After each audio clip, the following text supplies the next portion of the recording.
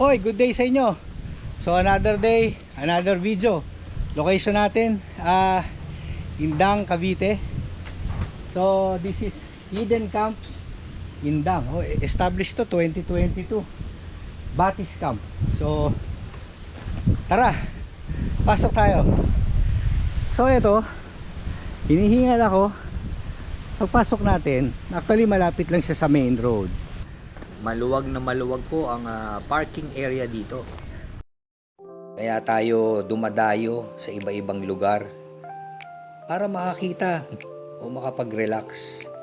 Yung mga ganitong area, malamig ang hangin, maraming puno, nature, at kahit sa maikling panahon, kaunting oras, makakalimutan natin kung ano man ang ating mga iniisip o pinagdadaan ng problema sa buhay.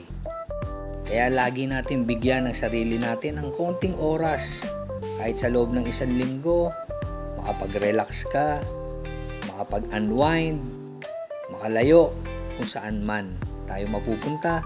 Kaya lagi nyo ako samahan sa ating mga biyahe at sa mga susunod pang destinasyon na mapupuntahan natin sa Cavite man o sa ibang lugar.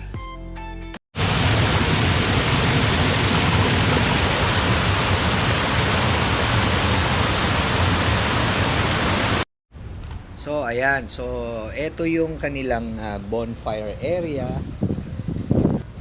Ang ganda ng setup, so may upuan pa kayo sa gilid, pwede kayong magkwentuhan. Ayan yung traditional tent sa ilalim ng puno ng saging. O syempre, ito yung ating riding body. Diba yung ating Honda CRF 150L. Honda Bikini Man.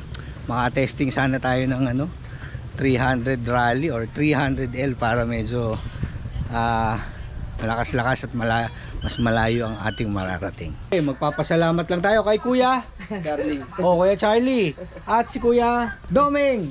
Ayan, ito pa Kuya Carlo. Kuya Carlo. O, sila yung staff dito sa Hidden Camp. So pag mag-book kayo, sila yung makikita nyo dito. At sila rin yung nag-accommodate at pinayagan ako mag-video dito sa Hidden Camp. Alright, so kung umabot kayo hanggang dulo, magpapasalamat lang ako. Thank you for watching.